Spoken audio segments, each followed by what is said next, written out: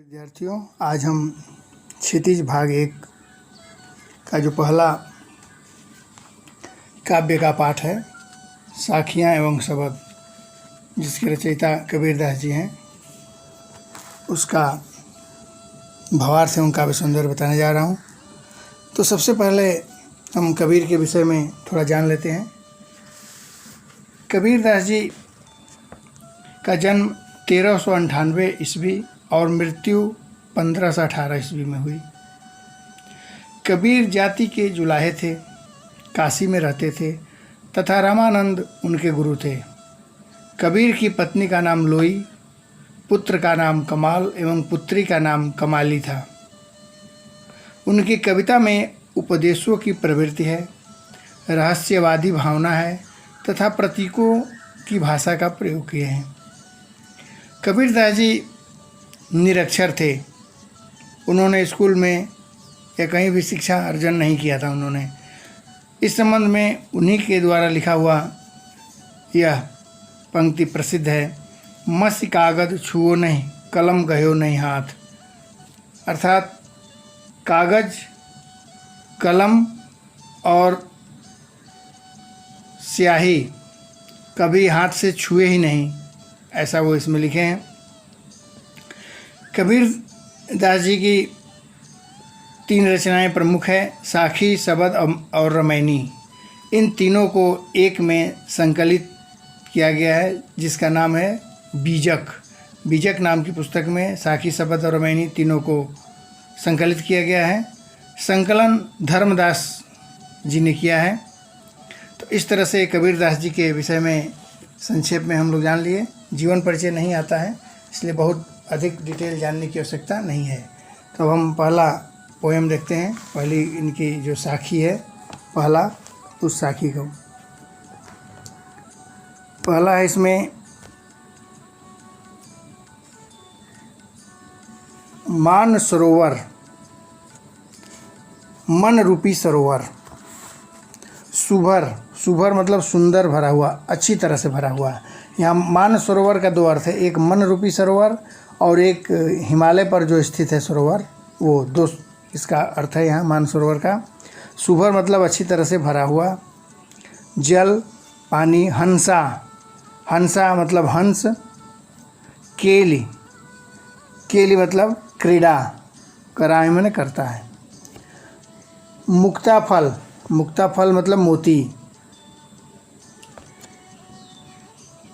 अब उड़ी अनत न जाए, अनत मने अन्यत्र। चुगे मने चुगता है, मोती को चुगता है। अनत मने अन्यत्र, न जाए मने नहीं जाता है। तो इस तरह से जो कठिन शब्द है आप लोगों ने देखा। अब इसका अर्थ हम देखते हैं। कबीरदास जी इसमें कहते हैं कि मन रूपी सरोवर या मान सरोवर जो हिमालय पर है, मान सरोवर जल से पूरी तरह से, अच्छी तरह से भरा हुआ है और उसमें हंस दिन रात क्रीड़ा करता रहता है। केली मैंने क्रीड़ा, क्रीड़ा कराए मैंने क्रीड़ा करता रहता है, खेलता रहता है उसमें। जिस हंस को दिन रात मोती चुगने को मिले, मुक्ता फल मुक्ता चुगे, मोती को हंस क्या कर रहा है, चुग रहा है।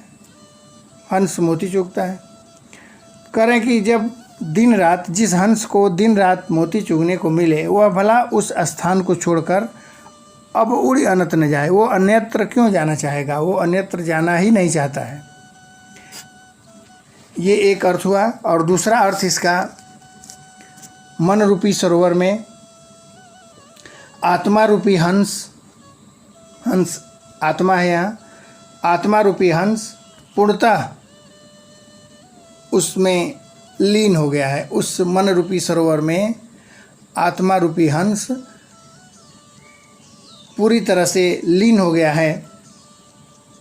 उसे भक्ति के पावन मोती चुगने को मिल रहे हैं और उस मन को भक्ति रूपी पवित्र मोती को वो चुगने को उसको मिल रहा है, वो चुग रहा है। अतः वह इस स्थान को छोड़ करके कहीं अन्यत्र, मुक्ता फल मुक्ता चुगे, अब उड़ी अनत न जाए, अब वो कहीं अन्यत्र जाना ही नहीं चाहता है।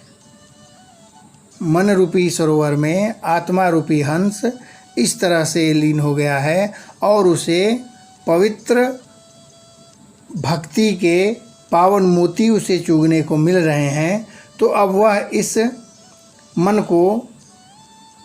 मन रूपी शरीर को छोड़ करके जो जाना ही नहीं चाहता है, निमग्न है। वो जो आत्मा है इस सरोवर को छोड़ करके जाना ही नहीं चाहती है।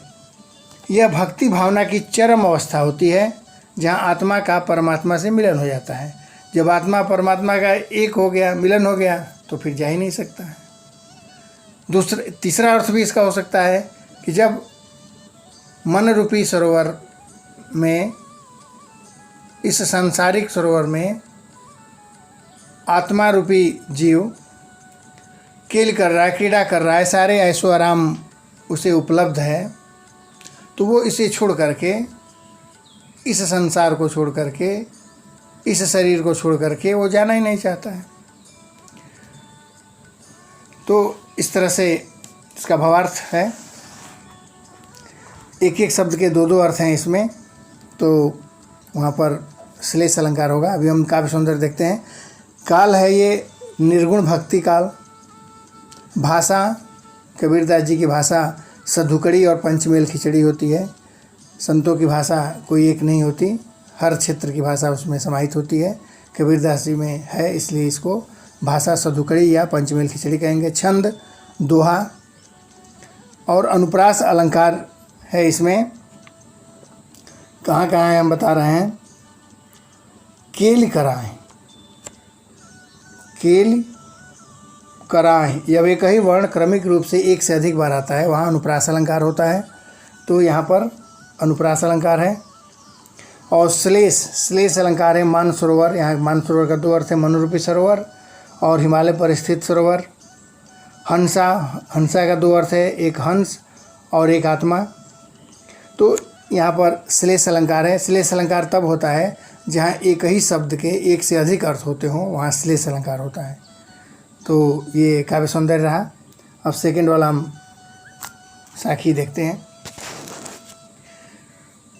प्रेमी ढूंढत मैं फिरो, प्रेमी मिले न कोय, प्रेमी को प्रेमी मिले सब वृष अमृत होए। इसमें भी कठिन शब्दों को देखते हैं। ढूंढत, ढूंढत माने खोजना। फिरो मतलब घूमना फिरना। प्रेमी, प्रेमी मतलब प्रेम करने वाला।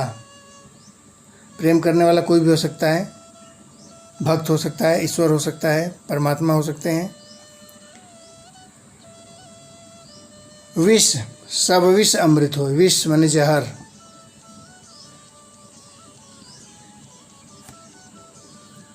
विष माने जहर।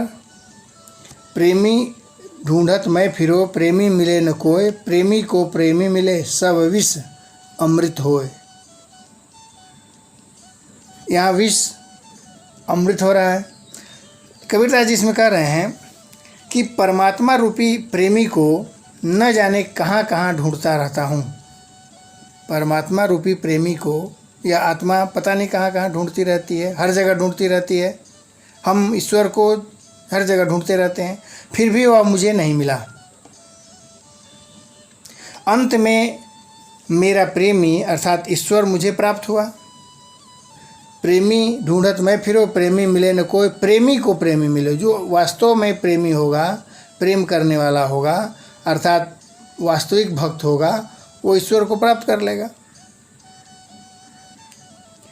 तो कह रहे हैं कि प्रेमी का अर्थ अलग अलग है यहाँ पर। एक प्रेमी भक्त, एक प्रेमी साधक या ईश्वर। तो जब एक ही शब्द दो बार आए और दोनों का अर्थ अलग अलग हो, वहाँ पर यमक अलंकार होता है। तो यहाँ यमक अलंकार है।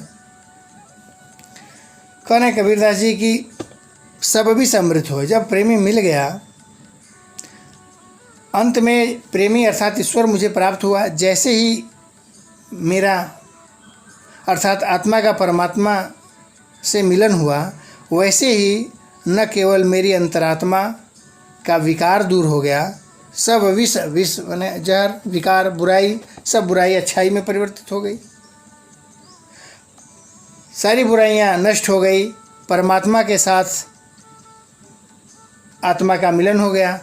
अब आत्मा परमात्मा से, जब आत्मा परमात्मा से मिल जाती है, प्रेमी को प्रेमी मिले सब विष अमृत होए। तो आत्मा समस्त बुराइयों से मुक्त होकर अमृत तुल्य हो जाती है, वो अमृत के समान हो जाती है, सारी बुराइयां समाप्त हो जाती है। जैसे ही आत्मा का परमात्मा से मिलन हो जाता है, सारी बुराई समाप्त हो जाती है। एक बार फिर से बता दे रहा हूँ कि प्रेमी को ढूंढते अर्थात ईश्वर को ढूंढने में चारों तरफ घूमता रहा, लेकिन कहीं नहीं मिला। प्रेमी को हम भक्त ईश्वर को ढूंढने के लिए हर जगह घूमे, लेकिन कहीं वो नहीं मिला।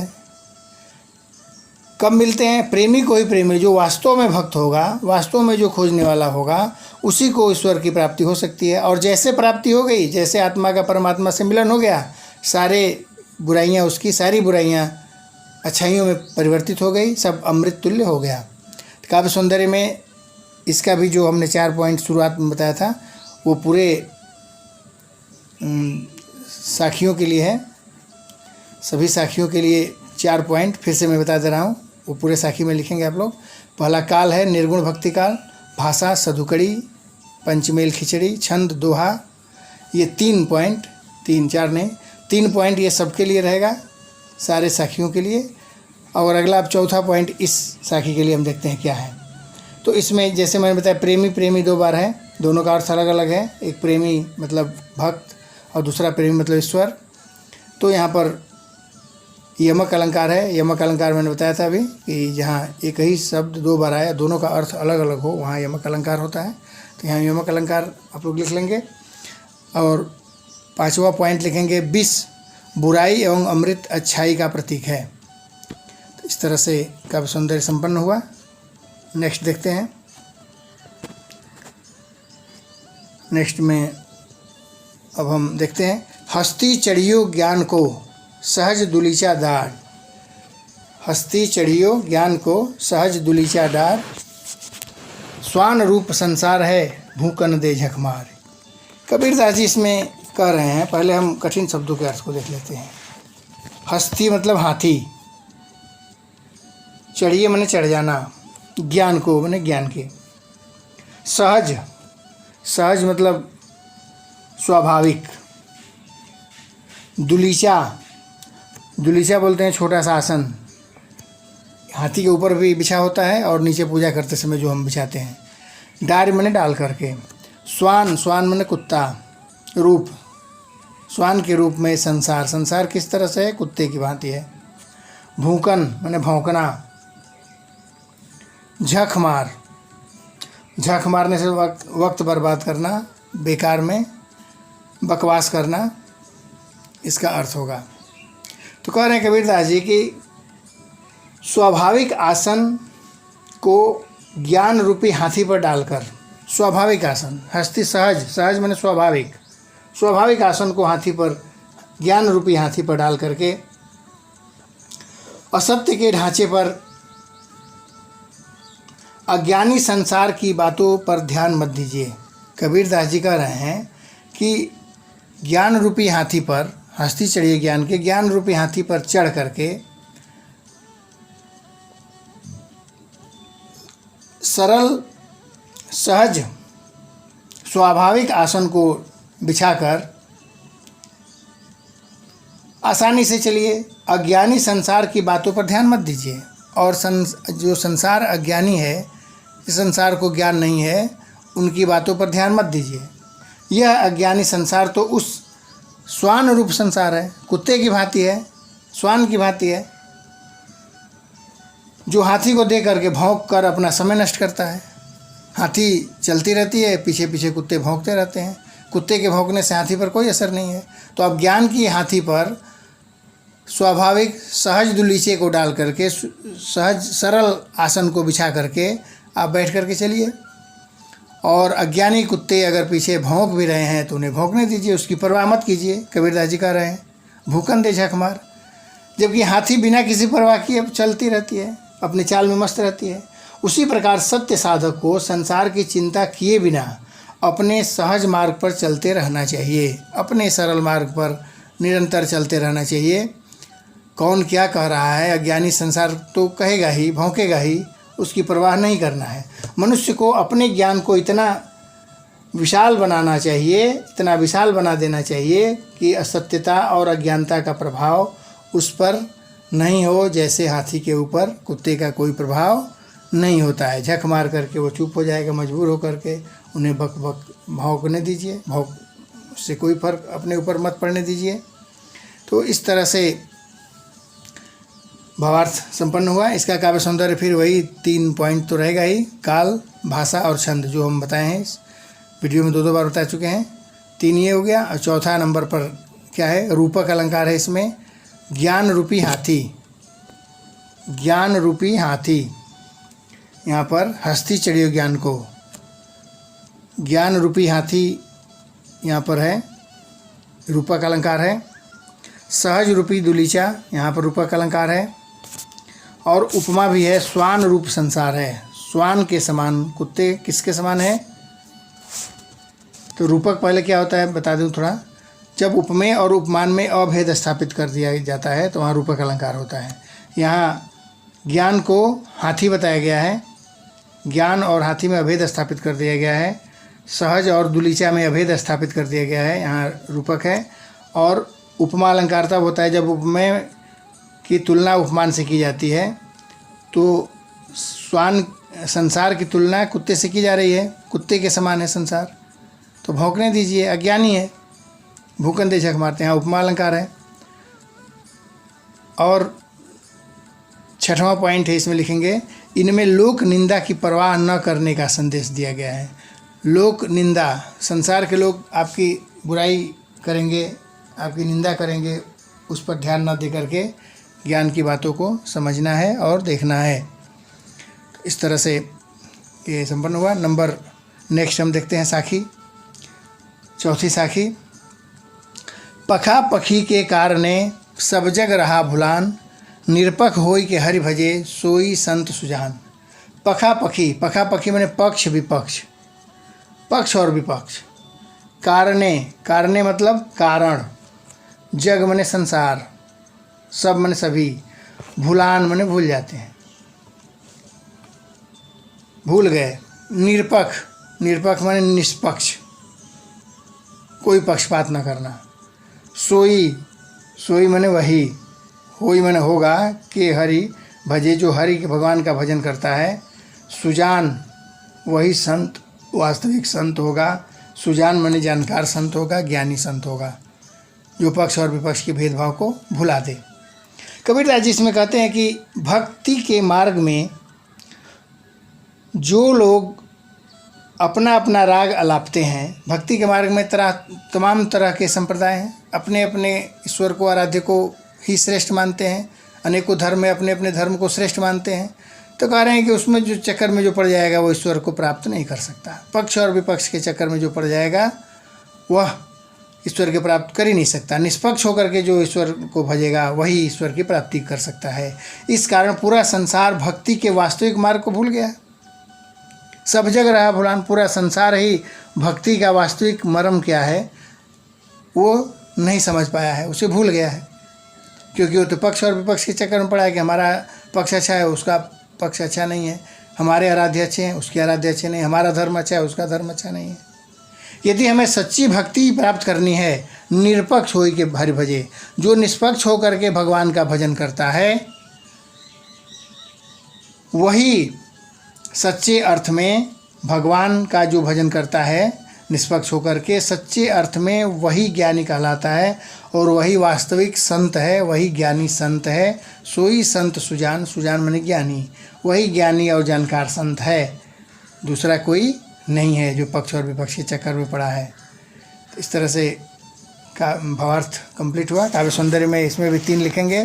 पहला काल, निर्गुण भक्ति काल, दूसरा भाषा, सधुकड़ी, पंचमेल खिचड़ी, तीसरा छंद, दोहा, ये 3 तो लिखना ही है सब में। और चौथा में क्या लिखेंगे, अनुप्रास अलंकार है। यहाँ पर अनुप्रास अलंकार है, बता रहा हूँ कहाँ कहाँ है इसमें। सोई संत, सोई संत, स 2 बार है, जहाँ एक ही वर्ण क्रमिक रूप से 2 बार है, अनुप्रास अलंकार होता है। तो यहाँ अनुप्रास हो गया। संत सुजान 3 बार है। के कारणे, के पखापखी के कारण, यहाँ भी अनुप्रास अलंकार है। तो इस तरह से तीसरे पॉइंट पर अनुप्रास अलंकार लिखेंगे। और चौथा पर सारा संसार पक्ष और विपक्ष में पढ़कर ईश्वर को ही भूल बैठा है। अपने को श्रेष्ठ दिखाने के, अपने धर्म को श्रेष्ठ दिखाने के लिए अपने ईश्वर को, सब ईश्वर के वास्तविक रूप को ही भूल गया है, क्योंकि ईश्वर तो एक ही है, हम नाम उसका अनेक रखे हुए हैं। तो इस तरह से भावार्थ एवं काव्य सौंदर्य संपन्न हुआ। लंबा हो जाएगा एक वीडियो में, नेक्स्ट वीडियो में हम इसको आगे के साखी और शब्द को बताएंगे। इसमें अगर कोई भी डाउट हुआ हो, कोई भी समझने में कहीं भी किसी भी तरह की परेशानी हो तो कमेंट में लिखें, उसे यथाशीघ्र दूर करने का प्रयास किया जाएगा।